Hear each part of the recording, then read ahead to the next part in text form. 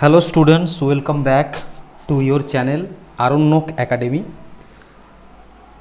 প্রথমত আজকে তোমাদের প্রত্যেককে জানাই স্বাধীনতা দিবসের শুভেচ্ছা, আন্তরিক অভিনন্দন। আজকে আমাদের 80th ইন্ডিপেন্ডেন্স ডে, 80তম স্বাধীনতা দিবস। যে সমস্ত মানুষেরা নিজেদের জীবন বিপন্ন করে রক্ত ঝরিয়ে আমাদের দেশকে স্বাধীন করেছেন, সেই সমস্ত প্রত্যেক শহীদ বিপ্লবীদের আমাদের পক্ষ থেকে আমরা তাদেরকে শ্রদ্ধা জ্ঞাপন করি। তারা তাদের সর্বোত্তম চেষ্টা করে আমাদের দেশকে স্বাধীন করেছেন। এখন আমাদের দায়িত্ব হলো আমাদের যে সমস্ত খামতিগুলো রয়েছে সমাজের মধ্যে এখনও, বা যে সমস্ত অসামঞ্জস্য, যে সমস্ত খারাপ জিনিস যেগুলো রয়েছে সেগুলো আমাদের মধ্যেই রয়েছে, মানুষের মধ্যেই। সমাজ তো মানুষের বাইরে কিছু নয়। তো আমাদের উচিত সেই সমস্ত প্রত্যেকটা খামতি, সেই সমস্ত প্রত্যেকটা শর্টেজকে ঠিক করা। তো আজকের থেকে আমরা ব্রতী হই জীবনে যে সমস্ত খারাপ থেকে নিজেদেরকে দূরে রাখব, ঠিক আছে, এবং একটি সুন্দর সমাজ গড়ে তোলার প্রচেষ্টা করব। তো আজকে আমাদের ক্লাস নাম্বার 5 সিডিপির ক্লাস এটি, যেখানে আমরা আজকে একটি ভীষণ ভীষণ ভীষণ ভীষণ ভীষণ গুরুত্বপূর্ণ একটি চ্যাপ্টার আজকে পড়তে চলেছি, যা যে কোনো পরীক্ষার জন্য, সে তুমি সিটেট বলো, প্রাইমারি বলো, আপার প্রাইমারি বলো, প্রত্যেকের জন্য খুবই গুরুত্বপূর্ণ, ঠিক আছে। এই চ্যাপ্টার থেকে প্রশ্ন আসে না এমন কোনো পরীক্ষা নেই, ঠিক আছে। 2-3টে তুমি প্রশ্ন পাবে না এমন কোনো পরীক্ষা হতে পারে না। তো আমাদের এই কমপ্লিট সিডিপি সিরিজের এটি ক্লাস নাম্বার 5। আজকে আমরা পড়ব বিভিন্ন মনস্তাত্ত্বিক তত্ত্ব, ঠিক আছে, বিভিন্ন মনোবিদের মনস্তাত্ত্বিক তত্ত্ব, যেখানে আমরা পিয়াজে সম্পর্কে পড়ব, আমরা পড়ব কোহলবার্গ সম্পর্কে, আমরা পড়ব ভাইগোটস্কি সম্পর্কে, ক্যারল সম্পর্কে, নোয়াম চমস্কি এবং কার্ল রজার্স। এই প্রত্যেকজনের থিওরি, তারা কি কি বলেছেন, ঠিক আছে, কি কি মতামত দিয়েছেন, এইগুলো আমরা পড়ব। ভীষণ গুরুত্বপূর্ণ চ্যাপ্টার, এটা একদম মিস করবে না, ঠিক আছে। তো চলো খাতা পেন নিয়ে বসে যাও। যারা চ্যানেলে নতুন, চ্যানেলটাকে সাবস্ক্রাইব করে দিও। আমরা ফ্রিতে সম্পূর্ণ ক্লাসগুলো, ইংলিশ গ্রামার বলো, বাংলা ব্যাকরণ বলো, সায়েন্স বলো বা সিডিপি বলো, এরপর পেডাগজির ক্লাস শুরু হবে, আমরা ফ্রিতেই আমাদের এই চ্যানেলে করাবো, ঠিক আছে। যারা ক্লাস করছে এতদিন অবধি তারা কিন্তু সবাই জানে। চলো, যদি নতুন হও আমাদের চ্যানেলটিকে সাবস্ক্রাইব করে দিও, বাকি ভিডিওটি শেষ অবধি দেখো, আশা করছি খুবই ভালো লাগবে, ঠিক আছে। তো চলো শুরু করা যাক আজকের ক্লাস। আমরা প্রথম শুরু করব একটি বিখ্যাত নাম, যার নাম আমরা সবাই প্রায় শুনেছি। তার নাম হচ্ছে পিয়াজে, পিয়াজে, ঠিক আছে। এই পিয়াজে একটি তত্ত্ব দিয়েছেন, যেটি হচ্ছে প্রজ্ঞামূলক বিকাশের তত্ত্ব, ঠিক আছে। তাহলে এখান থেকে আমাদের প্রথম প্রশ্ন অ্যাকচুয়ালি আসে যে প্রজ্ঞামূলক বিকাশের তত্ত্বের মানে জনককে। জনক হচ্ছে পিয়াজে, ঠিক আছে। ইনি হচ্ছেন সুইস মনোবিদ, ঠিক আছে। সুইস মনোবিদ, ইনি মানুষের জ্ঞান এবং প্রজ্ঞার বিকাশ কিভাবে ঘটে তার উপর একটি যুগান্তকারী তত্ত্ব প্রদান করেছেন। আচ্ছা, জ্ঞান মানে তো আমরা জানি, প্রজ্ঞা জিনিসটা কি? প্রজ্ঞা মানে হচ্ছে এই জ্ঞানেরই আবার ডেপথ, মানে এটাকে আমরা বলতে পারি সুগভীর জ্ঞান, ঠিক আছে। সুগভীর জ্ঞান, সুগভীর জ্ঞানকে আমরা প্রজ্ঞা বলতে পারি, মানে প্রগাঢ় জ্ঞান বা প্রকৃত জ্ঞান বা প্রকৃষ্ট জ্ঞান, ঠিক আছে। তাহলে এখান থেকে আরও একটি প্রশ্ন আসতে পারে যে জ্ঞান এবং প্রজ্ঞার বিকাশ ঘটে কিভাবে, এর তত্ত্ব প্রদান করেছেন কে? না সুইস মনোবিদ পিয়াজে। তিনি বলছেন যে মানুষের যে জ্ঞান, এটি কিন্তু আবিষ্কৃত, ঠিক আছে। জ্ঞান হচ্ছে মানুষের একটি আবিষ্কৃত জিনিস, এটি জন্মগত নয়। আরও একটি প্রশ্ন আসতে পারে এখান থেকে। তাহলে দেখো, এই জায়গা থেকে 3-4টে তোমাদেরকে হিন্ট আমি দিয়ে দিলাম। তাহলে মানুষের জ্ঞান আবিষ্কৃত, এটি জন্মগত নয়, কোন মনোবিদ বলেছেন? সহজ উত্তর পিয়াজে। ক্লিয়ার? এরপর আমরা দেখে নেব পিয়াজে তিনি তার যে তত্ত্ব দিয়েছেন তার তত্ত্বের মৌলিক কিছু ধারণা। প্রথম হচ্ছে এই যে তুমি নামগুলো পাবে, এই প্রত্যেকটি নাম তুমি যারা পরীক্ষাতে প্রিভিয়াস ইয়ারে বসেছো এর আগে বা যারা প্র্যাকটিস করছো, এই প্রত্যেকটি নাম তুমি কিন্তু পাবে। একই সাথে এদের ইংলিশ নামগুলো আমি দিয়ে রেখেছি, এগুলোও নোট ডাউন করবে, ঠিক আছে। অনেক সময় ইংলিশ নামগুলোও আসে পরীক্ষাতে বাংলাটা না দিয়ে। তাহলে প্রথম হচ্ছে আমরা জানবো কি স্কিমা, ঠিক আছে। তাহলে এখান থেকে তোমাকে দেখো, এই স্কিমা, আত্মীকরণ, সহযোজন, সাম্যাবস্থা, এগুলো প্রত্যেকটি জিনিস জড়িত পিয়াজের সাথে। তাহলে স্কিমা কি? না স্কিমা হচ্ছে কোনো একটি মুহূর্তে অর্জিত তথ্যের একক বা চিন্তার পরিকাঠামো।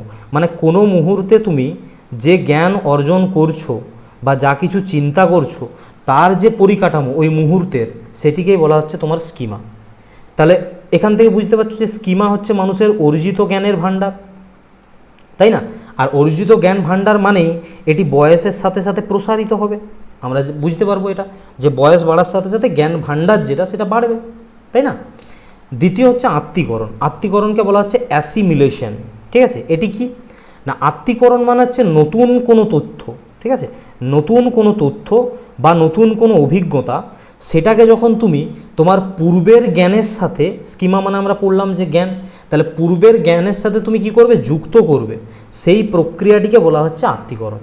যেমন ধরো বাচ্চারা, ধরো কুকুরকে তাকে চেনানো হয়েছে বাচ্চাকে যে এটা কুকুর, পরবর্তীকালে সে যখন একটি ছাগল দেখছে, সেই ছাগলটিকে, ওই জ্ঞানটিকে সে পুরনো জ্ঞানের সাথে যোগ করছে এবং ছাগলটিকেও সে কুকুর বলেই মনে করছে, তাহলে এটা হলো তার আত্মীকরণ। বুঝতে পারলে উদাহরণটা? এরপর আমরা দেখব সহযোজন কি। সহযোজনকে বলা হচ্ছে অ্যাকোমোডেশন। ঠিক আছে, সহযোজন হচ্ছে, দেখো সহযোজন মানে নতুন কিছু তথ্য দেওয়া, তাহলে নতুন তথ্যের ভিত্তিতে তোমার পূর্বের যে স্কিমা বা পূর্বের যে জ্ঞান সেটার যখন পরিবর্তন করছো তুমি, ঠিক আছে, নতুন তথ্য অ্যাড করে পূর্বের স্কিমা বা পূর্বের যা তোমার ধারণা ছিল সেটা যখন তুমি পরিবর্তন করছো, বা যদি ভুল থেকে থাকে সেটাকে তুমি সংশোধন করছো, এই প্রক্রিয়াটিকে বলা হচ্ছে সহযোজন। যেমন একটা টাইম পর গিয়ে বাচ্চারা কুকুর আর ছাগল এই দুটো যে আলাদা জিনিস সেই পার্থক্যটা করতে শেখে, ঠিক আছে, এবং একটি নতুন ধারণা তৈরি হয় যে কুকুর একটি আলাদা প্রাণী, ছাগল একটি আলাদা প্রাণী। এই যে প্রসেসটা তার মধ্যে হচ্ছে এটা হচ্ছে সহযোজন প্রক্রিয়া। ক্লিয়ার? সাম্যাবস্থাটা কি? সাম্যাবস্থাকে আমরা বলছি ইকুইলিব্রিয়াম বা ইকুইলিব্রিয়েশন। ঠিক আছে, কি এটা? আত্মীকরণ আর সহযোজন। ঠিক আছে, তাহলে আত্মীকরণ মানে অ্যাসিমিলেশন আর সহযোজন মানে অ্যাকোমোডেশন। এই দুটোর মধ্যে যখন ভারসাম্য রক্ষা করো তুমি, সেই ভারসাম্য রক্ষা করার যে প্রক্রিয়াটি তাকে বলা হচ্ছে সাম্যাবস্থা, এবং এইভাবে সাম্যাবস্থা তৈরি হয় এবং প্রজ্ঞামূলক বিকাশ আমাদের ঘটে থাকে। তাহলে সাম্যাবস্থার জন্য প্রয়োজনীয় দুটি প্রক্রিয়া কি? অ্যাসিমিলেশন এবং অ্যাকোমোডেশন। ক্লিয়ার? এই প্রত্যেকটা জিনিস খাতায় নোট করো, এখান থেকে মানে প্রশ্ন আসবেই, তুমি পাবেই, তুমি প্র্যাকটিস করে দেখলে বুঝতে পারবে। ঠিক আছে, এরপর আমরা দেখব এই প্রজ্ঞামূলক বিকাশের স্তর, এটা কিন্তু সবথেকে গুরুত্বপূর্ণ জায়গা। ঠিক আছে, এই প্রজ্ঞামূলক বিকাশের স্তর, যে স্তরের কথা বলেছেন পিঁয়াজে, এটা খুবই গুরুত্বপূর্ণ জায়গা প্রশ্নের জন্য। তাহলে প্রথম প্রশ্ন হচ্ছে পিঁয়াজে প্রজ্ঞামূলক বিকাশকে কটি ভাগে ভাগ করেছেন বা কটি স্তরে ভাগ করেছেন? 4টি স্তরে। ঠিক আছে, প্রথম স্তর হচ্ছে সংবেদন সঞ্চালনমূলক স্তর। বাংলা নামটাও মনে রাখতে হবে তোমাকে, একই সাথে ইংরেজি নামটা খুবই মনে রাখতে হবে আরও। এটা হচ্ছে সেন্সরি মোটর স্টেজ। কি? Sensory motor stage. আরও একটি ইম্পর্ট্যান্ট পয়েন্ট, এর কত থেকে কত বছর পর্যন্ত এই স্তরকে ধরা হয়? 0 থেকে 2 বছর পর্যন্ত, এটাও ইম্পর্ট্যান্ট। তাহলে একটা লাইনে 3টে জিনিস বললাম, তোমাকে দুটো নামও মনে রাখতে হবে, ইংরেজি বাংলা, এবং এটা কত থেকে কত বছর? 0 থেকে 2 বছরকে বলা হয় সেন্সরি মোটর স্টেজ বা সংবেদনমূলক সঞ্চারণমূলক স্তর। ক্লিয়ার? এই স্তরে পেঁয়াজে কি কি বলেছেন দেখো। তিনি বলছেন যে শিশুরা ইন্দ্রিয় এবং অনুকরণ দ্বারা শেখে। ইন্দ্রিয় মানে আমাদের যে পঞ্চ ইন্দ্রিয় আছে সেগুলো দিয়ে শিশুরা শেখে, এবং অনুকরণ করে শিশুরা শেখে। অনুকরণ মানে হচ্ছে কপি করা, কাউকে দেখে সেটা যখন শিশুরা করতে চায় নিজে, সেটাকে বলা হচ্ছে অনুকরণ করা। তাহলে এখানে তিনি এই কথাটি বলেছেন। আর কি বলেছেন? বস্তু স্থায়িত্ব সম্পর্কে বা অবজেক্ট পার্মানেন্ট সম্পর্কে কি বলেছেন? যে এই স্তরে মানে এই সেন্সারি মোটর স্তরে, এই স্তরে শেষ দিকে মানে যখন তোমার শিশুদের বয়স প্রায় 2 বছরের কাছাকাছি হচ্ছে, তখন শিশুরা বুঝতে পারে যে বস্তু, কোনো একটি বস্তু চোখের আড়ালে চলে গেলেও তার কিন্তু অস্তিত্ব থাকে। ঠিক আছে, কীরকম? মানে ধরো বাচ্চাদের সঙ্গে 2 বছরের বয়সী একটি বাচ্চার সাথে তুমি লুকোচুরি খেলার চেষ্টা করবে, তুমি তার চোখের আড়াল থেকে একটু জায়গায় লুকিয়ে যাবে, ও কিন্তু তোমার দিকে তাকিয়ে থাকবে। ঠিক আছে, ও তাকিয়ে থাকবে যে তখন তুমি কখন আবার বেরিয়ে ওর চোখের সামনে আসবে। এটা কিন্তু প্রাথমিক দিকে 1 বছর বয়সে তুমি এটা কিন্তু পাবে না। তাহলে এই স্টেজের শেষ দিকে মানে যখন বাচ্চার বয়স 2 হয়ে যাবে, তখন এই জিনিসটা তুমি লক্ষ্য করে দেখবে, তারা কিন্তু তোমার দিকে তাকিয়ে থাকে। তার মানে তারা তখন এটা বিশ্বাস করে যে বস্তুটি লুকিয়ে গেলেও বা যে মানুষটি সে লুকিয়ে গেলেও তার কিন্তু অস্তিত্ব আছে, সে আবার ফিরে আসবে। ঠিক আছে, ক্লিয়ার? তাহলে এটা হলো আমাদের পেঁয়াজের প্রজ্ঞামূলক বিকাশের প্রথম স্তর, সংবেদন সঞ্চালনমূলক স্তর বা সেন্সারি মোটর স্টেজ।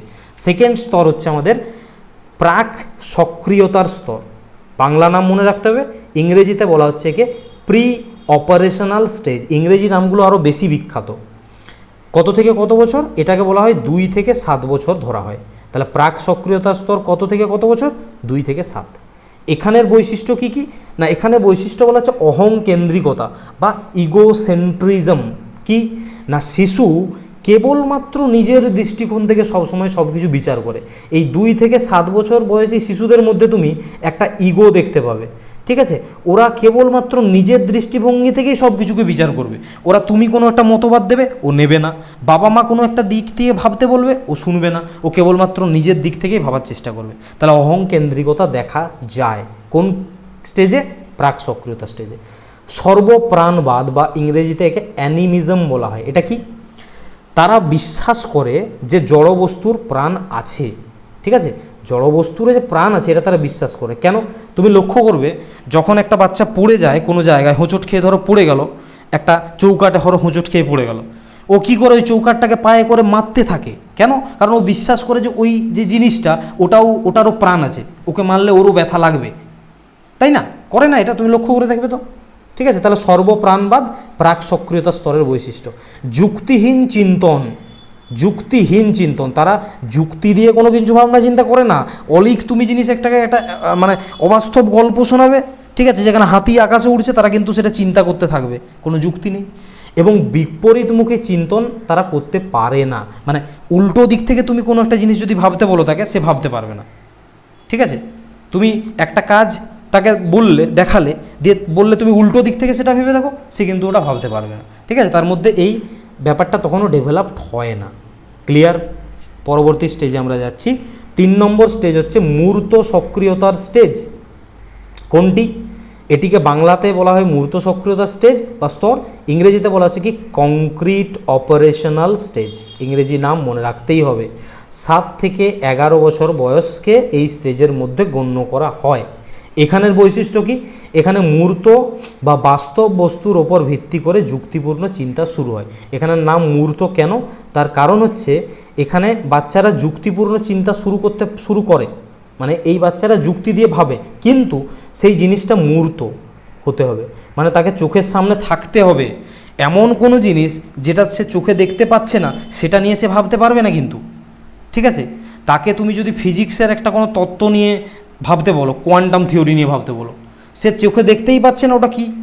বা তুমি তাকে নিউটনের গতিসূত্র নিয়ে ভাবতে বলো, তুমি তাকে আইনস্টাইনের একটা সূত্র নিয়ে ভাবতে বলো, সে ভাবতে পারবে না। কেন?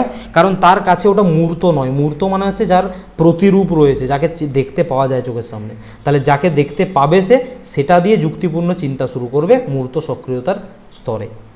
সংরক্ষণ বা কনজারভেশন কি? বস্তুর আকার বদলে গেলেও তার পরিমাণ একই থাকে, এটা সে বুঝতে পারে। মানে সে বুঝতে পারে যে 1 গ্লাস জলকে যদি আমি 1 লিটারের একটি বোতলে ঢেলে দিই, জলের পরিমাণটা কিন্তু একই থাকবে। তুমি দেখবে ওই বাচ্চাগুলোকে তুমি ধরো একটা তোমাকে বলছি, ধরো একটা ছোটো জায়গায় তাকে তুমি আইসক্রিম দিয়েছো, একটা বড় জায়গায় দিয়েছো, ধরো আইসক্রিম ছোটো জায়গায় দিয়েছো, ধরো ছোটো জায়গায় আইসক্রিম তাকে ছোটো মনে হচ্ছে, তুমি কি করবে? ওই আইসক্রিমটা একটা বড় বাটিয়ে ঢেলে তাকে দিয়ে দেবে। সে কিন্তু জানে যে ওই আইসক্রিমটা বড় বাটিয়ে গেলেও আইসক্রিমের পরিমাণটা একই আছে, তার মানে বস্তুর আকার বদলালেও তার পরিমাণ যে একই থাকে, ওটা সে বুঝতে পেরে যায়। বুঝতে পারলে? 3 নম্বর বৈশিষ্ট্য স্টেজের কি?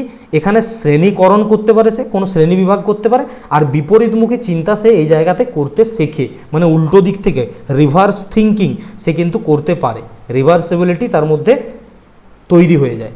ঠিক আছে, মানে এই স্টেজে তুমি যদি 100 থেকে 1 পর্যন্ত তাকে বলতে পারো, সে পিছন দিক থেকে গুনে গুনে কিন্তু আসতে পারবে, যেটা এর আগের স্টেজে সে পারতো না। ক্লিয়ার? 4 নম্বর স্টেজ দেখো, এটাকে বলা হচ্ছে, বাংলাতে বলা হচ্ছে যৌক্তিক সক্রিয়তার স্তর, আর ইংরেজিতে এর নাম হচ্ছে ফর্মাল অপারেশনাল স্টেজ। 11 থেকে 18 বছর বয়সকে এই স্টেজের মধ্যে রাখা হচ্ছে। এখানের সবথেকে গুরুত্বপূর্ণ ব্যাপার হচ্ছে এখানে বিমূর্ত চিন্তন বা অ্যাবস্ট্রাক্ট থিঙ্কিং করতে পারে, মানে চোখের সামনে এমন কিছু জিনিস নেই সেটা সম্বন্ধেও সে কিন্তু ভাবতে পারে বা চিন্তা করতে পারে। ঠিক আছে, তাহলে বাস্তবে বস্তু যেটা নেই সেটা ছাড়া মনে মনে চিন্তা করার তার মধ্যে ক্ষমতা কিন্তু জন্মায়। বোঝা গেল? দ্বিতীয়ত হচ্ছে অবরোহী যুক্তি বা ডিডাকটিভ রিজনিং তার মধ্যে আসে, তৈরি হয় এবং সমস্যা সমাধানের ক্ষমতা ধীরে ধীরে এরপর বৃদ্ধি পেতে থাকে তার মধ্যে। ঠিক আছে, বোঝা গেল এই স্তরের বৈশিষ্ট্যগুলো। চলো এরপর আমরা পেঁয়াজের এই যে তত্ত্ব দিয়েছেন যিনি, এই তত্ত্বের শিক্ষাগত তাৎপর্য কতটা সেটা দেখে নিই। না, শিক্ষার্থীদের বয়সের যে স্তর তিনি ভাগ করেছেন সেটা অনুযায়ী পাঠ্যক্রম এবং শিক্ষণ পদ্ধতি নির্বাচন করতে হবে। ঠিক আছে, শিক্ষার্থীদের বয়সের যে স্তর করেছেন সেই স্তর অনুযায়ী তাদের পাঠ্যক্রম এবং শিক্ষণ পদ্ধতি নির্বাচন করতে হবে। দ্বিতীয় কী করতে হবে, শিশুদের নিজে থেকে আবিষ্কার করার সুযোগ দিতে হবে তাদেরকে। ঠিক আছে, যেটাকে তিনি ডিসকভারি লার্নিং বলছেন, মানে তাদেরকে নিজে থেকে চেষ্টা করার দিতে হবে, তারা যেন নিজে কোনো কিছু আবিষ্কার করতে পারে। ঠিক আছে, মূর্ত সক্রিয়তার স্তরে শিক্ষাদানের ক্ষেত্রে পর্যাপ্ত শিক্ষা সহায়ক উপকরণ বা যেটাকে বলা হয় TLM বা এর ফুল ফর্ম অনেক সময় পরীক্ষাতে আসে, যেটাকে বলা হচ্ছে টিচিং লার্নিং ম্যাটেরিয়াল।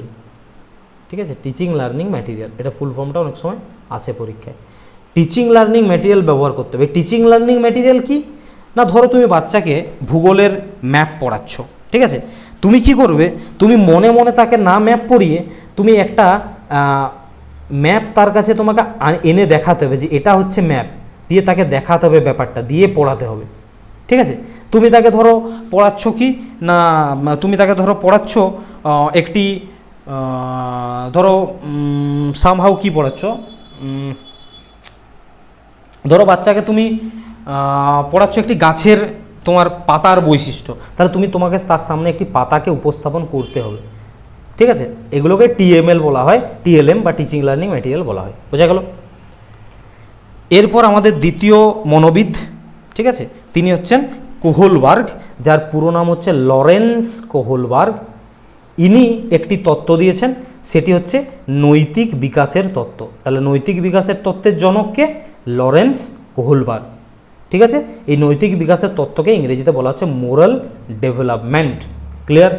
তাহলে লরেন্স কোহলবার্গ মানুষের নৈতিক চিন্তন এবং ন্যায় অন্যায় বিচারের যে ক্ষমতা সেটা কিভাবে বিকশিত হবে সেইটা নিয়ে তিনি গবেষণা করেছেন। মানে তোমার মধ্যে নীতিগত চিন্তা শক্তি জন্মাবে কিভাবে, তুমি কিভাবে ঠিক ভুল বিচার করবে, কোনটা ন্যায় কোনটা অন্যায় বিচার করবে, এইগুলো নিয়ে তিনি গবেষণা করেছেন। ক্লিয়ার? আচ্ছা, এরপর আমরা দেখব যে এই কোহলবার্গ তিনি কিছু তার তত্ত্বের মৌলিক ধারণাগুলো কী কী। তার তত্ত্বের মৌলিক ধারণা হচ্ছে দুটো, এক হচ্ছে নৈতিক দ্বন্দ্ব, দ্বিতীয় হচ্ছে নৈতিক যুক্তি। নৈতিক দ্বন্দ্বকে আমরা বলছি মোরাল ডিলেমা। মোরাল ডিলেমাটা কি? নৈতিক দ্বন্দ্ব। তাহলে যখন কোনো ব্যক্তিকে দুটো আলাদা অবস্থার মধ্যে একটিকে বেছে নিতে বলা হয়, তার মানেই তুমি দ্বন্দ্ব হচ্ছে। তোমাকে দুটো আলাদা আলাদা আমি অবস্থা বলে দিলাম যে এই দুটো অবস্থা তোমার মধ্যে আছে, যেটা দুটো আলাদা, তার মধ্যে তুমি একটি বেছে নাও, তাহলে সেটা বাঁচতে হলে তোমার মধ্যে নিশ্চয়ই একটা নীতিগত দ্বন্দ্ব হবে যে এটা বাঁচবো নাকি এটা বাঁচবো। তার জন্য তোমাকে যুক্তির সাহায্য নিতে হবে, কোনটা ঠিক কোনটা ভুল বিচার করতে হবে, তাই না? এই সম্পর্কিত তিনি একটি বিখ্যাত দ্বন্দ্বের উদাহরণ দিয়েছিলেন, সেটা হচ্ছে কোহলবার্গের বিখ্যাত হেইঞ্জের দ্বন্দ্ব।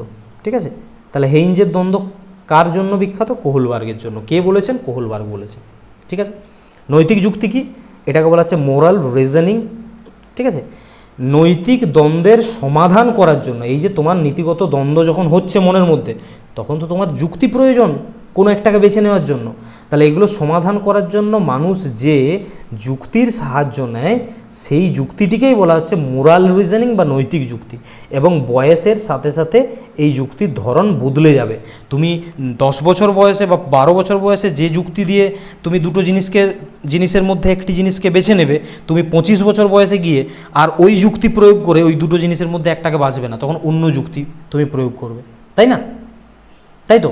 ঠিক আছে, চলো এরপর পরের আমরা যাচ্ছি। এখানে দেখো একটা ছকের মাধ্যমে কোহলবার্গের যে নীতির নৈতিক বিকাশের যে তত্ত্ব তার 3টি স্তরের কথা দেখানো হয়েছে। প্রাক সংস্কার নীতিবোধের স্তর 4 থেকে 10 বছর, সংস্কার প্রভাবিত নীতিবোধ 10 থেকে 13 বছর, আর একটা হচ্ছে সংস্কার মুক্ত নীতিবোধ 13 বছর থেকে 13+ আর কি।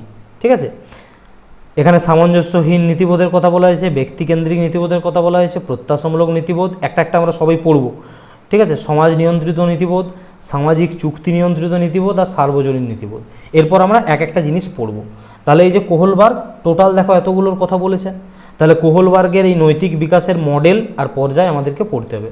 তাহলে তিনি নৈতিক বিকাশকে 3টি পর্যায়ে আর 6টি স্তরে ভাগ করেছেন, এটা খুব গুরুত্বপূর্ণ, মনে রাখবে। তাহলে কোহলবার্গের নৈতিক বিকাশের পর্যায় হচ্ছে 3টি, স্তর হচ্ছে 6টি। ঠিক আছে, চলো কি কি আমরা দেখে নিই একটু। তাহলে প্রথম পর্যায় দেখো, প্রথম পর্যায়ের মধ্যে 2টো স্তর রয়েছে। প্রথম পর্যায় লেভেল 1, যেটা প্রথম পর্যায়, এটাকে বলা হচ্ছে প্রাক প্রথাগত পর্যায় বা ইংরেজিতে বলা হচ্ছে প্রি কনভেনশনাল স্টেজ। নামগুলো কিন্তু খুব গুরুত্বপূর্ণ, পেঁয়াজের সাথে এর পার্থক্যটা তোমাকে বুঝতে হবে। ঠিক আছে, তাহলে প্রথম পর্যায় প্রাক প্রথাগত পর্যায় বা প্রি কনভেনশনাল স্টেজ, তিনি 4 থেকে 10 বছর বয়সী শিশুদের এই স্টেজের মধ্যে রেখেছেন।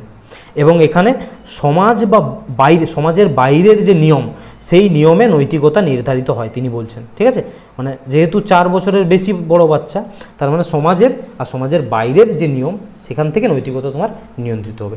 এখানে তিনি 2টি স্তরের কথা বলেছেন, একটি হচ্ছে শাস্তি ও আনুগত্য স্তর, যেটাকে পানিশমেন্ট অ্যান্ড ওবিডিয়েন্স স্টেজ বলা হচ্ছে, আর একটি হচ্ছে ব্যক্তিকেন্দ্রিক বা পুরস্কারের স্তর, যেটিকে বলা হচ্ছে ইনস্ট্রুমেন্টাল রিলেটিভিস্ট স্টেজ। ঠিক আছে, এরপর এই 2টো স্টেজের কি কি বৈশিষ্ট্য।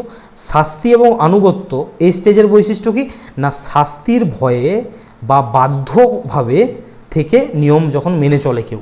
তুমি ভেবে দেখো, 4 থেকে 10 বছরের ছেলেরা, তাদেরকে কিন্তু অনেক সময় বাবা মারা ভয় দেখিয়েই কোনো একটি কাজ করায়, শাস্তির ভয়েই তারা বাধ্য হয়ে, বাধ্যবাধকতা থেকেই কিন্তু একটি কাজ করে, জোর করে তাদেরকে অনেক সময় করাতে হয়।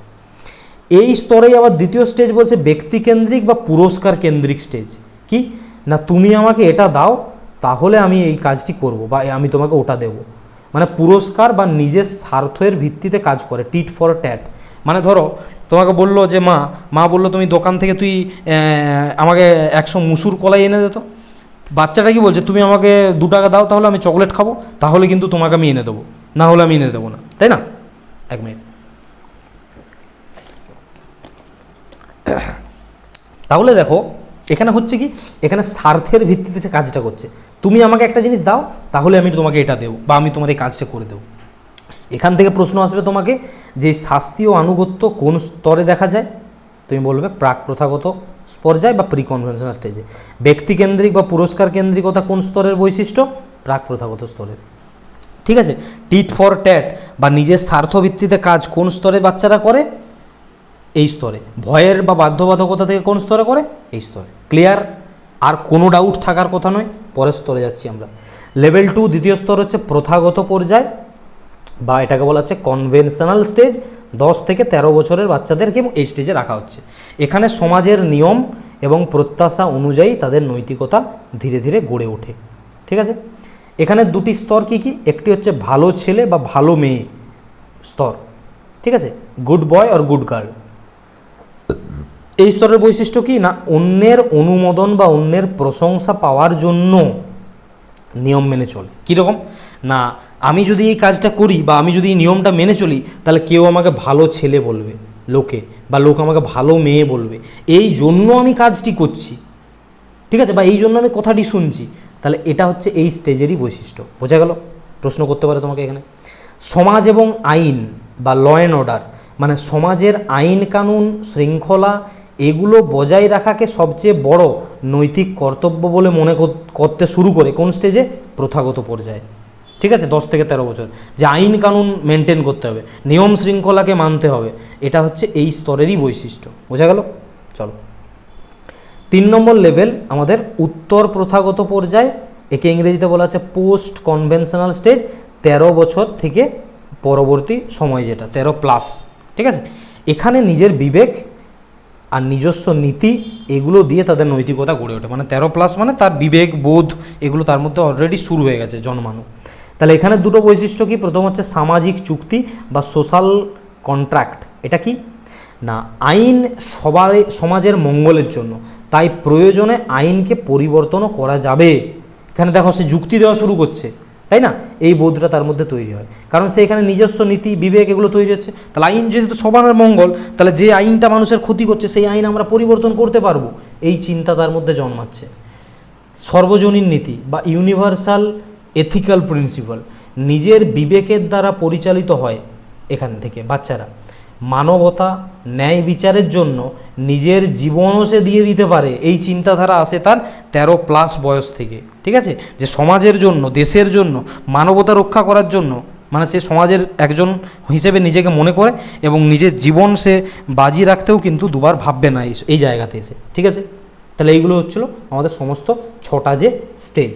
ঠিক আছে, এরপর এই কোহলবার্গের শিক্ষার তাৎপর্য কী, শিক্ষায় এই তত্ত্বটা তাৎপর্য কী নাকি, শিক্ষার্থীদের সামনে বিভিন্ন নৈতিক দ্বন্দ্ব উপস্থাপন করে তাদের চিন্তা করতে উৎসাহিত করতে হবে। ঠিক আছে, দ্বিতীয় হচ্ছে শ্রেণীকক্ষে মুক্ত আলোচনা বা গ্রুপ ডিসকাশনের পরিবেশ তৈরি করতে হবে, আর শিক্ষককে নিজের আচরণের মাধ্যমে নৈতিকতার আদর্শ স্থাপন করতে হবে। তার মানে শিক্ষালয়ে নৈতিকতা গড়ে তোলা, নৈতিক আদর্শ গড়ে তোলার জন্য এই কাজগুলো কিন্তু করা প্রয়োজন তিনি বলেছেন। ঠিক আছে, এরপর আমরা যে থিওরি পড়ব সেটা হচ্ছে লেভ ভাইগোটস্কির থিওরি। কি থিওরি? সামাজিক নির্মিতিবাদের তত্ত্ব। তাহলে প্রশ্ন আসবে তোমাকে, সামাজিক নির্মিতিবাদ বা সোশ্যাল কনস্ট্রাকটিভিজম এই থিওরি কে দিয়েছেন? লেভ ভাইগোটস্কি, নামটা অবশ্যই শুনেছ। ইনি হচ্ছেন রাশিয়ান মনোবিদ।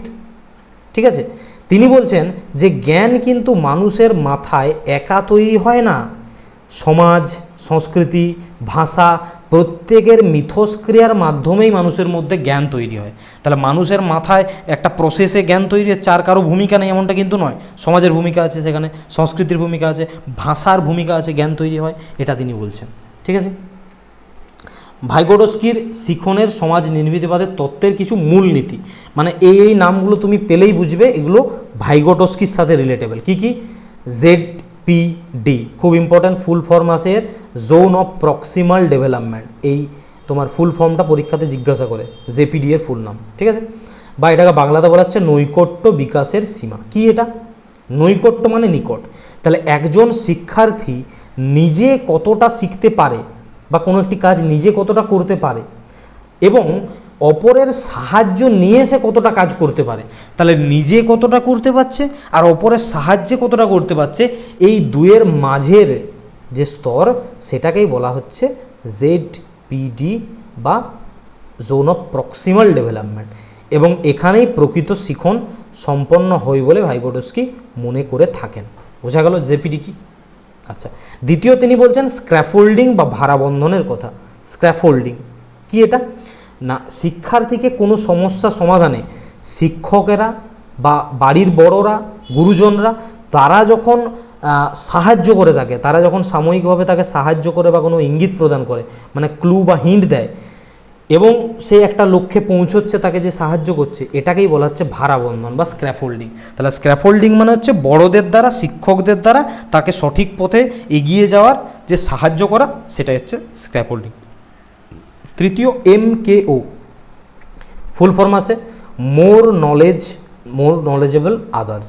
মোর নলেজেবল আদার্স মানে কি? অন্যরা যারা তোমার থেকে বেশি নলেজেবল। তাহলে শিক্ষার্থীর থেকে বেশি জ্ঞান সম্পন্ন যে কোনো ব্যক্তি, সেটা হতে পারে শিক্ষক, হতে পারেন পিতামাতা, এমনকি সহপাঠীরাও হতে পারে। ঠিক আছে, এই সবাইকে রাখা হচ্ছে MKO বা মোর নলেজেবল আদার্স গ্রুপের মধ্যে, এবং ভাইগোটস্কি এটার কথাও বলেছেন। এটা দেখো একটা মোটামুটি তোমার এই প্রক্সিমাল ডেভেলপমেন্টের একটা ছবি, এই ছবিটা থেকে তোমাকে দেখে একটু বুঝতে পারো। ঠিক আছে, এরপর আমরা ভাইগোটস্কি শিখনের প্রকৃতিটা জানব।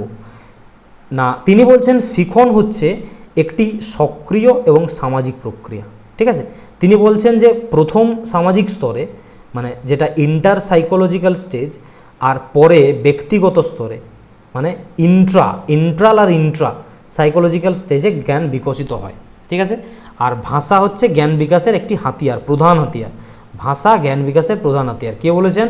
ভাইগোটস্কি বলেছেন। দ্বিতীয় কথা, প্রথম হচ্ছে যে কি না, এই যে সামাজিক স্তরে প্রথমে জ্ঞান বিকশিত হয়, দিয়ে পরে ব্যক্তিগত স্তরে জ্ঞান বিকশিত হয়। এই নীতির প্রবক্তাকে ভাইগোটস্কি।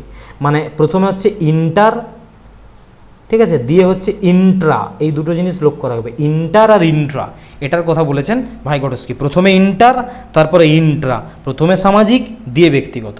ঠিক আছে, শ্রেণীকক্ষ এবং নির্মিতিবাদ নির্মিতবাদী শিক্ষক সম্পর্কে ধারণা। তাহলে ভাইগোটস্কি শিক্ষকের কি ভূমিকার কথা বলেছেন? তিনি বলছেন শিক্ষক এখানে কিন্তু নির্দেশক নন কোনো মতেই, তিনি নির্দেশ দেবেন না, তিনি হবেন একজন সহায়তাকারী, মানে ফ্যাসিলিটেটর, ঠিক আছে? তিনি সহায়তা করবেন, তিনি নির্দেশ দেবেন না। তাহলে তিনি শিক্ষকদেরকে অ্যাকচুয়ালি স্ক্র্যাফোল্ডিং প্রদানের কথা বলেছেন, মানে ভাড়ার কাজ করবেন, ঠিক আছে? আচ্ছা, শ্রেণীকক্ষ কেমন হতে হবে তার মতে? শ্রেণীকক্ষ হবে গণতান্ত্রিক এবং সহযোগিতামূলক, যেখানে শিক্ষার্থীরা দলবদ্ধভাবে কাজ করতে পারবে, দলবদ্ধভাবে শিখতে পারবে, সেই উপযুক্ত শ্রেণীকক্ষ কিন্তু তৈরি করতে হবে, ঠিক আছে? এরপর আর কিছু সুপারিশ ভাইগোটস্কি করে গিয়েছেন। কী কী সেগুলো? পারস্পরিক শিক্ষণের কথা তিনি বলেছেন। কি সেটা? যেটাকে ইংলিশে বলা হচ্ছে রেসিপ্রোকাল টিচিং বা পারস্পরিক শিক্ষণ। কি না, পারস্পরিক শিক্ষণ মানে তিনি বলছেন যে শিক্ষক আর শিক্ষার্থী তারা মিলে আলোচনা করে কিন্তু শিখবে। কখনো কখনো শিক্ষার্থীও শিক্ষকের ভূমিকা পালন করতে পারবে। মনে করে দেখো, আমরা শিক্ষক দিবসের দিন আমাদেরকে টিচাররা কি বলতেন যে আজকে তোমরা শিক্ষক, আজকে তোমরা পড়াও তো বোর্ডে গিয়ে কীরকম কী পড়াও এই বিষয়টা, ঠিক আছে? তাহলে তিনি বলছেন এই যে শিক্ষক আর শিক্ষার্থী তারা কিন্তু একসাথে আলোচনা করে এই পড়াশুনোর বিষয়টাকে বা শিক্ষণ বিষয়টাকে এক্সিকিউট করবেন, এবং কখনো কখনো শিক্ষার্থীরাও শিক্ষকের ভূমিকা পালন করবে, ঠিক আছে? দ্বিতীয়, তিনি সহপাঠী শিক্ষণের কথা বলেছেন, মানে পিয়ার টিউটরিং। তিনি বলছেন যে মানে যে ছাত্র ধরো বা যে বন্ধু শিক্ষার্থী সে বেশি জানে একটু, সে কম জানা শিক্ষার্থীকে শেখাবে। তার মানে বেশি জানা শিক্ষার্থী কম জানা শিক্ষার্থীকে শেখাবে, সহপাঠী শিক্ষণ এটাই হচ্ছে, এবং এটাকে তিনি সাপোর্ট করেছেন। 3 নম্বর হচ্ছে সহযোগিতামূলক শিক্ষণ বা কোলাবোরেটিভ লার্নিং। তিনি বলছেন যে একটি ছাত্রদের দলের মধ্যে একে অপরকে সাহায্য করে তাদেরকে শিখতে হবে বা কোনো একটি কাজ সম্পন্ন করতে হবে। এর মধ্যে তাহলে এক সহযোগিতার বাড়বে, তাদের মধ্যে নেতৃত্বের বোধ বিকাশ হবে, ঠিক আছে? তাদের মধ্যে ডেভেলপমেন্ট হবে। এটার কথাও কিন্তু ভাইগোটস্কি সুপারিশ করে গেছেন। তার তত্ত্বের শিক্ষাগত তাৎপর্য কী যদি দেখা হয় না, তিনি দলগত আলোচনা এবং এই প্রজেক্টেড ওয়ার্কের ওপর তিনি কিন্তু বেশি জোর দেওয়ার কথা বলেছেন। শিক্ষার্থীদের নিজস্ব সংস্কৃতি, নিজস্ব ভাষাকে শ্রেণীকক্ষে মর্যাদা দিতে হবে। যে ভাষা শিক্ষার্থীর নিজের ভাষা, মাতৃভাষা, যে সংস্কৃতির মধ্যে থেকে সে এসেছে, সেই দুটোকেই গুরুত্ব দিতে হবে শ্রেণীকক্ষে, ঠিক আছে? আর সঠিক সময়ে সঠিক স্ক্র্যাফোল্ডিং করতে হবে, মানে ভাড়া প্রদানটা সঠিক সময়ে সঠিকভাবে কিন্তু করতে হবে, ঠিক আছে? চলো, তার এই যে তত্ত্ব, তার গুরুত্ব কী এবং সীমাবদ্ধতা কী, ঠিক আছে? তার এই তত্ত্বের গুরুত্ব রয়েছে এবং সীমাবদ্ধতাও রয়েছে কিছু। গুরুত্বটা কি না, সামাজিক যোগাযোগ এবং ভাষার ভূমিকাকে তিনি অত্যন্ত নিখুঁতভাবে, এই দুটো জিনিসকে, সামাজিক যোগাযোগকে, সোশ্যাল রিলেশনকে, আর ল্যাঙ্গুয়েজ বা ভাষার যে গুরুত্ব, এই দুটো জিনিসকে তিনি অত্যন্ত নিখুঁতভাবে কিন্তু ব্যাখ্যা করেছেন, ঠিক আছে? খুব গুরুত্বপূর্ণভাবে ব্যাখ্যা করেছেন। আধুনিক শিশুকেন্দ্রিক শিক্ষার জন্য এটি কিন্তু খুব গুরুত্বপূর্ণ, কারণ আমাদের শিক্ষা পদ্ধতি তো শিশুকেন্দ্রিক শিক্ষা, তাই না? ঠিক আছে, চাইল্ড সেন্ট্রিক এডুকেশনের মধ্যে আমরা যাচ্ছি, এটা তো হলো গুরুত্ব। চলো, এরপর সীমাবদ্ধতা কী, মানে এর মধ্যে তার যে থিওরিটা, তার মধ্যে মানে সংকট কোথায় রয়েছে? তার যে থিওরি, এটি কিন্তু শিশুর নিজস্ব জিনগত এবং জৈবিক বিকাশের স্তরকে অনেকাংশে উপেক্ষা করছে, মানে ওটাকে অ্যাভয়েড করছে। জিনগত তার যে বিকাশ বা তার যে জৈবিক বিকাশ, এটাকে কিন্তু অতটা গুরুত্ব এখানে দেওয়া হচ্ছে না, যেটা কিন্তু পেঁয়াজে যেখানে জোর দিয়েছিলেন। তাহলে এখান থেকে আরও একটা জিনিস পেলে, পেঁয়াজের কিন্তু এই জায়গাতে গিয়ে তিনি কিন্তু বিরোধিতা করছেন কিছুটা অংশে, ঠিক আছে? বোঝা গেল? চলো, এরপর আমরা যে থিওরি পড়ব যে মনোবিদের, তিনি হচ্ছেন জন বি ক্যারল। কি? জন বি ক্যারল। তিনি কি মডেল দিয়েছে? তিনি দিয়েছেন স্কুলিং লার্নিং বা মডেল অফ স্কুল লার্নিং, ঠিক আছে? শিক্ষণের মডেল তিনি প্রদান করেছেন আমাদেরকে। কি সেটা? এই যে জন বি ক্যারল, তার যে তত্ত্ব, সেটি মূলত সময় এবং শিক্ষণের মাত্রার উপর ভিত্তি করে তৈরি করেছেন। তিনি দুটো জিনিসকে ইম্পর্টেন্স দিয়েছে, একটা হচ্ছে টাইম আর একটা হচ্ছে শিক্ষণের মাত্রা, ঠিক আছে? তিনি বলছেন যে কোনো একটি কাজ শিখতে ঠিক কতটা সময় লাগে, ঠিক আছে, এবং শিক্ষার্থীরা কতটা সময় অপচয় করে সেখানে, তার উপর নির্ভর করেই শিক্ষণটা কিন্তু হয়। মানে শিক্ষণ প্রসেসটা দুটো জিনিসের উপর ডিপেন্ড করে, একটা হচ্ছে একটা জিনিস শিখতে কতটা সময় লাগবে, আর ওটা শিখতে শিক্ষার্থীরা কতটা সময় লাগাচ্ছে, এই দুটো। তাহলে শিখনের মাত্রা সমান তিনি কি বলছেন, জন বি ক্যারল, এটা মনে রাখবে, এই জায়গাটা থেকে ডাইরেক্ট প্রশ্ন করে তোমাকে। তাহলে শিখনের মাত্রা সমান তিনি কি বলছেন, ডিগ্রি অফ লার্নিং মানে হচ্ছে শিখনে অতিবাহিত সময় বাই ডিভাইডেড বাই শিখনের জন্য প্রয়োজনীয় সময়, মানে টাইম নিডেড আর টাইম স্পেন্ড। তাহলে এটা হচ্ছে অ্যাকচুয়ালি যে degree of learning is equals to time spent, মানে যতটা সময় অপচয় করছে শিক্ষার্থী, বাই টাইম নিডেড, মানে যতটা সময় অ্যাকচুয়ালি লাগার কথা। ঠিক আছে, এই দুটোর ভাগফল হচ্ছে তোমার শিখনের মাত্রা বা ডিগ্রি অফ লার্নিংকে নির্দেশ করে, according to John B Carroll. Clear? চলো, শিখনের জন্য তিনি কি কি প্রয়োজনীয় সময়ের নির্ধারক, তার ক্ষেত্রে আমরা বুঝতে পারলাম যে সময় কিন্তু খুব একটি গুরুত্বপূর্ণ পয়েন্ট তার জন্য। তিনি তাহলে কি ডেটারমিনার্সগুলো দিয়েছেন টাইমের জন্য? তিনি বলেছেন প্রবণতার কথা বা অ্যাপটিটিউডের কথা। কি সেটা না, প্রবণতা হচ্ছে কোনো নির্দিষ্ট বিষয়, ঠিক আছে, এক মিনিট কী হয়ে গেল এটা, কোনো একটি নির্দিষ্ট বিষয় যখন কেউ শিখবে, সেটা শেখার জন্য শিক্ষার্থীর জন্য কতটা সহজাত ক্ষমতা মানে থাকবে, সেটা কিন্তু অনেকটা গুরুত্বপূর্ণ। মানে তোমার মধ্যে যদি শেখার ক্ষমতা বা শেখার ইচ্ছে বা তোমার শেখার যে প্রবণতা সেটা যদি বেশি হয়, তাহলে তোমার শিখতে সময় কম লাগবে অবভিয়াসলি।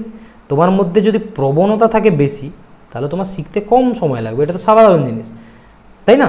তুমি কোনো একটা কাজ যত মানে মন দিয়ে শিখবে, তোমার শেখার ইচ্ছে যত বেশি থাকবে, তত কম সময় লাগবে শিখতে, সেটাই তিনি বলছেন। দ্বিতীয় হচ্ছে নির্দেশনা বোঝার ক্ষমতার কথা বলছেন, অ্যাবিলিটি টু আন্ডারস্ট্যান্ড ইনস্ট্রাকশন। শিক্ষকের ভাষা বা পড়ানোর পদ্ধতি, এই দুটো বোঝার সাধারণ বুদ্ধিমত্তাই হলো নির্দেশনা বোঝার ক্ষমতা। ঠিক আছে, নির্দেশনার মান বা কোয়ালিটি অফ ইনস্ট্রাকশন কি বলছেন না, শিক্ষক কতটা স্পষ্টভাবে এবং কতটা উপযুক্ত উপকরণ, মানে ওই যে টিচিং লার্নিং মেটেরিয়াল, এটার কথা বলছেন।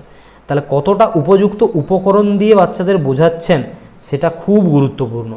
শিক্ষণ ভালো হলে সময় কম লাগবেই। তুমি যদি মানে টিচিংটার মধ্যে তোমার কোয়ালিটি থাকে, তোমার পড়ানোর মধ্যে যদি কোয়ালিটি থাকে, তাহলে কিন্তু তুমি শেখাতে বাচ্চাদেরকে কম সময় নেবে। ঠিক আছে, তোমার পড়ার মধ্যে কোয়ালিটি যদি কম থাকে, তাহলে সময় বেশি লাগবে। এই দুটো জিনিসই তিনি বলেছেন। এরপর শিক্ষণে অতিবাহিত সময়, এটি কি? এটি দুটোভাবে তিনি বলেছেন, একটা হচ্ছে অধ্যাবসায়, একটা হচ্ছে শেখার সুযোগ। অধ্যাবসায় যাকে আমরা জানি পারসিভারেন্স, এটা কি না, শিক্ষার্থী নিজে থেকে কতক্ষণ মনোযোগ ধরে রেখেছে, সেটাই হচ্ছে তার অধ্যাবসায়। আমরা বলি না যে পড়াশোনা করতে গেলে গভীর অধ্যাবসায় প্রয়োজন, মানে তুমি কতক্ষণ মন দিয়ে তুমি পড়লে, কতক্ষণ তুমি মনোযোগ রাখলে, এটা খুব গুরুত্বপূর্ণ। দ্বিতীয় হচ্ছে শেখার সুযোগ বা অপরচুনিটি টু লার্ন, এটাও গুরুত্বপূর্ণ। মানে স্কুল বা শিক্ষক এটা শিক্ষার্থীকে নির্দিষ্ট বিষয়টি শেখার জন্য কতটা সময় দিচ্ছেন। ঠিক আছে, একজন শিক্ষক কতটা সময় দিচ্ছে একজন শিক্ষার্থীর পিছনে, বা স্কুল কিভাবে ইম্পর্টেন্স দিচ্ছে একটি শিক্ষার্থীকে, সেটাও গুরুত্বপূর্ণ তার শিখনের জন্য। ঠিক আছে, এই দুটো কথা কিন্তু তিনি বলেছেন। পরবর্তীকালে আমরা দেখব বিকাশমূলক কার্যাবলী এবং শ্রেণীকক্ষ ব্যবস্থাপনাটা কীরকম হওয়া উচিত। তিনি বলছেন যে শিক্ষককে খেয়াল রাখতে হবে যে প্রত্যেকটি শিক্ষার্থী যেন তার প্রয়োজন অনুযায়ী পর্যাপ্ত সময় পায়। আমরা জানি যে প্রত্যেক শিক্ষার্থীর কিন্তু শেখার সময় একই রকম লাগে না। যার একটু বুদ্ধি বেশি সে কম সময়ে বুঝতে পারে, কেউ একটু বেশি সময় লাগায়। তাহলে বলছে প্রত্যেকটি শিক্ষার্থীকে যার যতটা প্রয়োজন হবে সময়, তাকে কিন্তু সেই পর্যাপ্ত সময়টা, সেই পর্যাপ্ত অপরচুনিটিটি তাকে কিন্তু দিতে হবে, এটা বলেছেন। দ্বিতীয় বলছেন কি, শ্রেণীকক্ষ ব্যবস্থাপনার মূল লক্ষ্য হবে কি না, নির্দেশনার মান, কোয়ালিটির ওপর গুরুত্ব দিতে হবে তোমাকে, এবং এটাকে বৃদ্ধি করতে হবে যাতে কি কম সময় লাগে। আমরা এক্ষুনি বললাম যে তখনই কম সময় লাগবে পড়ার, যখন পড়াটা কোয়ালিটি পড়া হবে। ঠিক আছে, গুরুত্বপূর্ণ হবে, যার মান থাকবে একটা, তাই না? তৃতীয় তিনি বলছেন শিক্ষার্থীদের অধ্যাবসায় বাড়ানোর জন্য প্রেরণা, বা যেটাকে আমরা ইংরেজিতে জানি মোটিভেশন বলে, এই ওয়ার্ডটা জানবে। প্রেরণা পড়ে গেলে তুমি বুঝতেই পারবে যে এটা আবার কী রে বাবা, প্রেরণা মানে মোটিভেশন।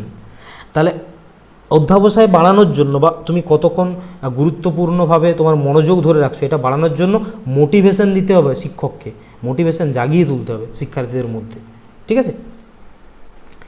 পরবর্তী আমরা যে তত্ত্বটি পড়ব সেটি হচ্ছে নোম চমস্কির তত্ত্ব। নোম চমস্কি, ঠিক আছে, ইনি একজন বিখ্যাত ব্যক্তি নোম চমস্কি।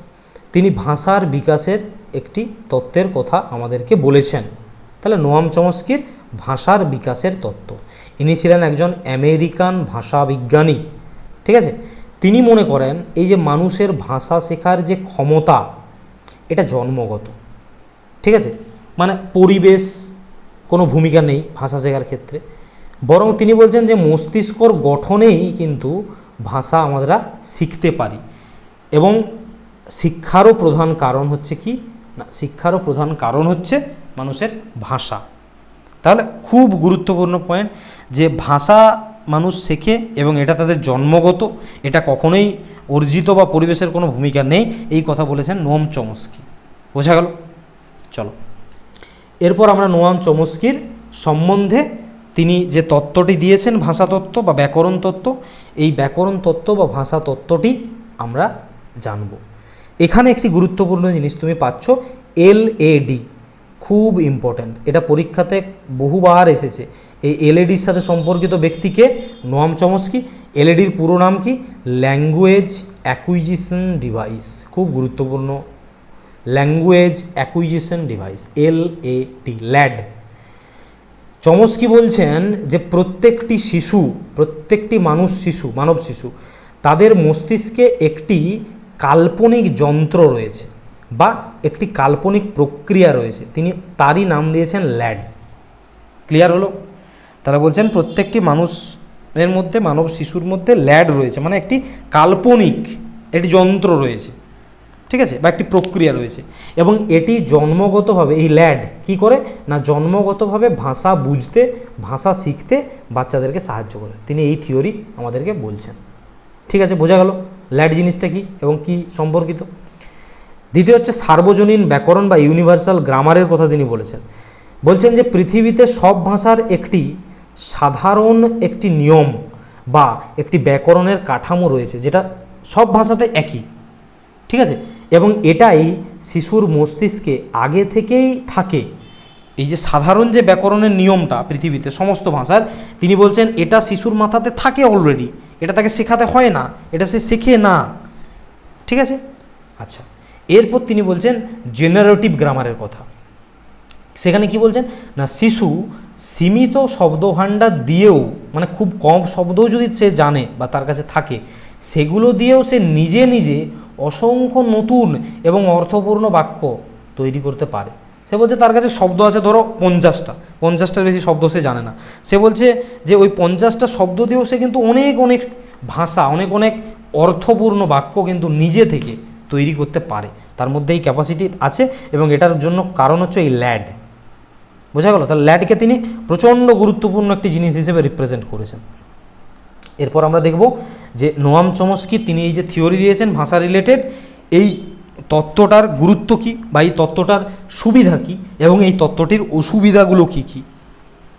দেখো, এই তত্ত্বের সুবিধা আছে। সুবিধা কি না, শিশুরা কেন এত দ্রুত এবং কোনো প্রথাগত শিক্ষা ছাড়াই মাতৃভাষা শিখে ফেলে, তাই না, তা এই তত্ত্বে তিনি সুন্দরভাবে প্রমাণ করে দিয়েছেন।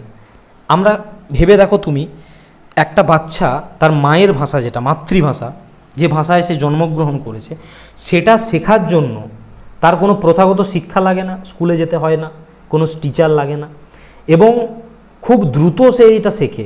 মানে ইংরেজি তুমি ধরো শিখছো পরে, আমাদের যেটা নিজেদের ভাষা নয়, সেটা শিখতে তোমাকে টিচার লাগছে, পড়তে হচ্ছে এবং সময় লাগছে, কিন্তু তোমার মাতৃভাষা বাংলা শিখতে তোমার এটা লাগছে না। তাহলে কেন লাগছে না, তিনি নোম চমস্কি তার এই তত্ত্বে কিন্তু খুব গুরুত্বপূর্ণভাবে সুন্দরভাবে এটা প্রমাণ করে দেখিয়েছেন। তাহলে এটা একটা সুবিধা। দ্বিতীয় সুবিধা কি বা গুরুত্ব কি, এটি প্রমাণ করে যে ভাষা শেখা অনুকরণ মাত্র নয়, এটি একটি সৃজনশীল প্রক্রিয়া। না ভাষা যে কাউকে কপি করে করে শেখা যায় তা কিন্তু না, ভাষা শেখাটাও একটা সৃজনশীল প্রক্রিয়া, একটা প্রসেসের মধ্যে দিয়ে যেতে হয়, এটাও তিনি দেখিয়েছেন যে কপি করা নয়, ভাষা কপি করে শেখা যায় না, এটা একটা সৃজনশীল প্রক্রিয়ার মধ্যে দিয়ে যেয়ে শিখতে হয়, ঠিক আছে। তাহলে এই দুটো হলো তার সুবিধা বা গুরুত্ব। অসুবিধাগুলো কী কী এই তত্ত্বের? না, এই তত্ত্বে সামাজিক যোগাযোগ বা পরিবেশের ভূমিকাকে তিনি একদম বাদ দিয়ে দিয়েছেন। ঠিক আছে, তিনি সম্পূর্ণভাবে এটাকে উপেক্ষা করেছেন। তাহলে খুব গুরুত্বপূর্ণ একটি পয়েন্ট পেলাম আমরা, যে সামাজিক যোগাযোগ বা পরিবেশের ভূমিকাকে ভাষা শিক্ষার ক্ষেত্রে কোন মনোবিদ বা কোন ভাষাবিদ অস্বীকার করেছেন? Noam Chomsky.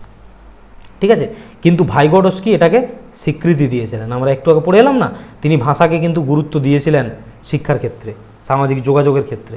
আচ্ছা, মস্তিষ্কে এলএডি, তিনি যে ল্যাঙ্গুয়েজ অ্যাকুইজিশন ডিভাইসের কথা বলেছিলেন, এই এলএডির মতো কোনো বাস্তব জৈবিক অংশ কিন্তু আমাদের শরীরে বাস্তবে নেই, এরকম কোনো কিছু প্রমাণ করা যায়নি। তিনি যে বলেছেন যে আছে একটা, এটা পুরোটা তার কাল্পনিক, এরকম কোনো কিছু আমাদের মাথার ভেতরে কোনো কিছু নেই।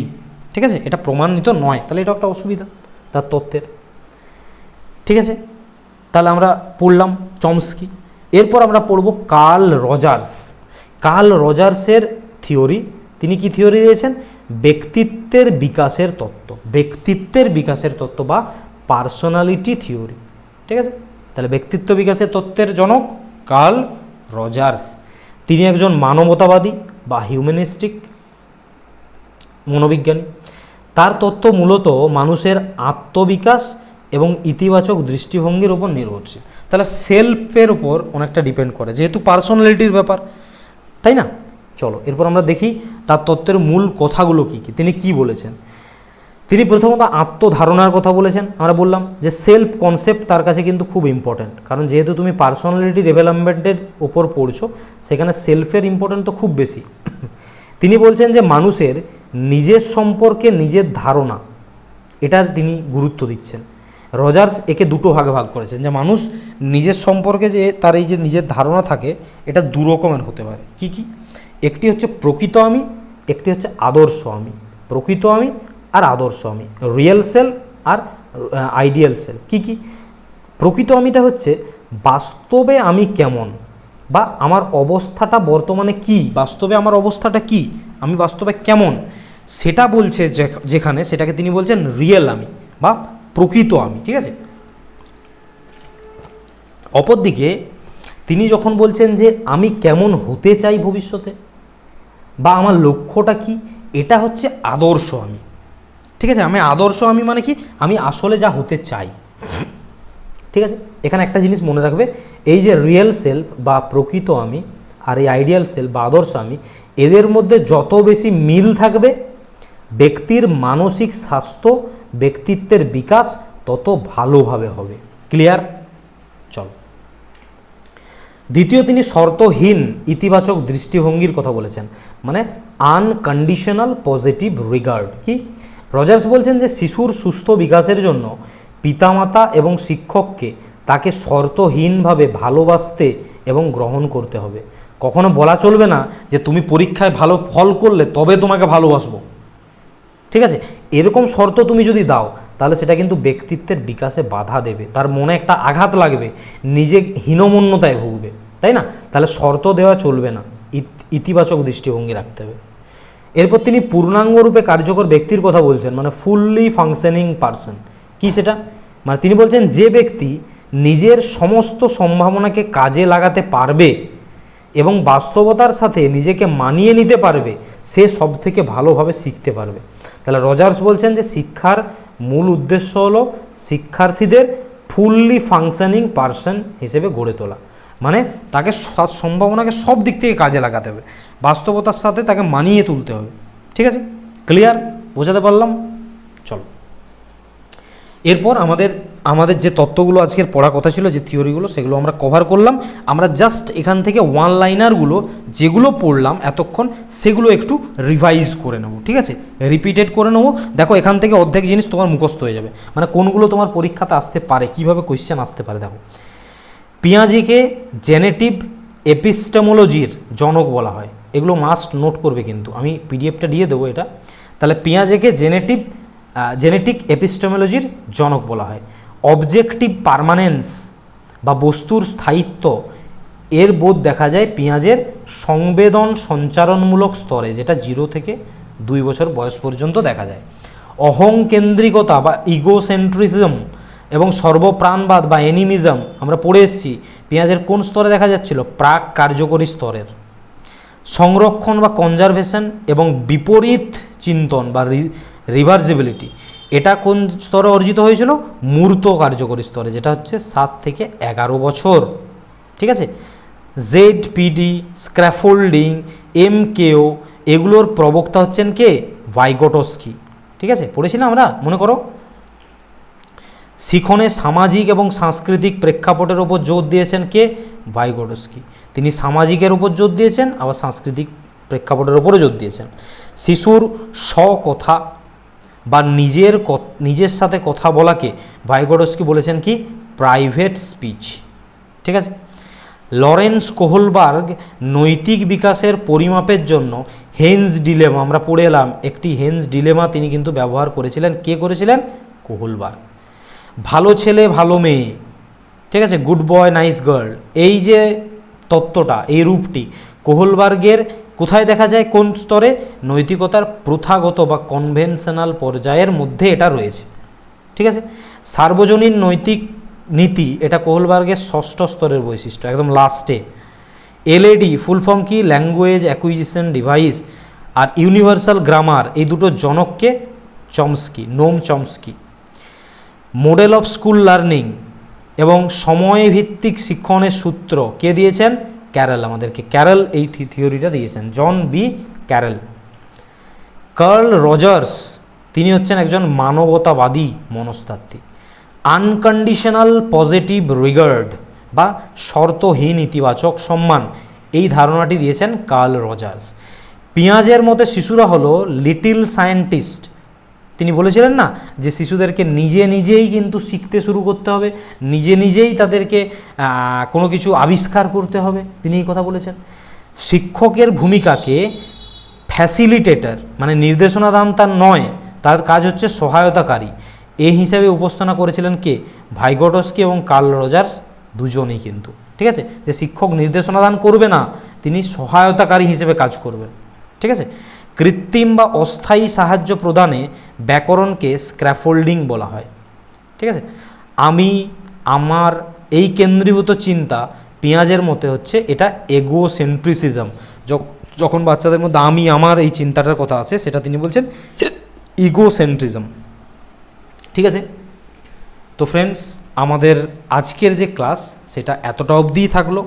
আজকের ক্লাসে আমরা কিন্তু এমসিকিউ প্র্যাকটিস করব না। কেন বলছি? আমরা প্রত্যেকটি ক্লাসেই 10টা বা 15টা করে PYQ আমরা রাখি। আজকের ক্লাসে রাখিনি, তার দুটো কারণ। একটা হচ্ছে যে ক্লাসটা লেন্দি হয়েছে, প্রায় 1 আওয়ারের কাছাকাছি হয়েছে, এটা প্রথম কারণ। দ্বিতীয় কারণ, আজকে আমরা কিন্তু অনেক থিওরি পড়েছি। আজকে আমরা যে ডেটা পড়েছি সেটা কিন্তু হিউজ। এগুলো মনে রাখার জন্য তোমাকে এই ক্লাসটা বারবার রিভাইজ করে মিনিমাম 1-1.5 ঘন্টা খুব ভালোভাবে পড়তে হবে। আমি তোমাদেরকে বলছি, আমাদের আলাদা একটা সেশন করব, যেখানে আমরা শুধুমাত্র এই চ্যাপ্টারটার আমরা কি করব? আমরা প্র্যাকটিস করব। ঠিক আছে, সেখানে বেশি সময় কোয়েশ্চেন রাখবো এবং তোমরা সেখানে দেওয়ার চেষ্টা করবে কোয়েশ্চেন অ্যান্সারগুলো উত্তর। ঠিক আছে, তো যারা ভিডিওটি শেষ পর্যন্ত দেখলে তোমাদের প্রত্যেককে আমার হৃদয় থেকে ধন্যবাদ। আবারও একবার স্বাধীনতা দিবসের প্রত্যেককে শুভেচ্ছা, আন্তরিক শুভেচ্ছা জানাচ্ছি। ঠিক আছে, যারা ক্লাসটি দেখলে, যদি ক্লাসটি ভালো লেগে থাকে মন থেকে, যদি মনে হয় ভিডিওগুলো উপযোগী হচ্ছে, তো একটি লাইক করে দিও ভিডিওটিতে, আর ভিডিওটি বন্ধুদের মধ্যে বিভিন্ন গ্রুপে একটু শেয়ার করে দিও পারলে। যদি নতুন হও সাবস্ক্রাইব করে দিও। আর আমাদের চ্যানেলের সাথে আমাদের হোয়াটসঅ্যাপ গ্রুপ এবং টেলিগ্রাম গ্রুপ রয়েছে, যার লিঙ্ক এই কমেন্টে এবং ডেসক্রিপশানে 2 জায়গাতেই দেওয়া রয়েছে, সেখান থেকে যুক্ত হয়ে যাবে। এই যে পিপিটিগুলো ক্লাসের আমাদের বা অন্যান্য আপডেটস আমরা সেখানেই দিয়ে থাকি।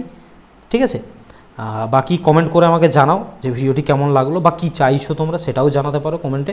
ঠিক আছে, দেখা হচ্ছে তোমাদের সাথে পরের ক্লাসে নতুন একটি টপিক নিয়ে। সবাই খুব ভালো থাকো, সুস্থ থাকো। আজকের দিনটা নিজের মতো করে একটা ব্রতী হিসাবে একটা ব্রত নাও এবং সেটা পালন করার চেষ্টা করো। ঠিক আছে, দেখা হচ্ছে পরের ক্লাসে। টাটা, সবাই ভালো থাকো, সুস্থ থাকো।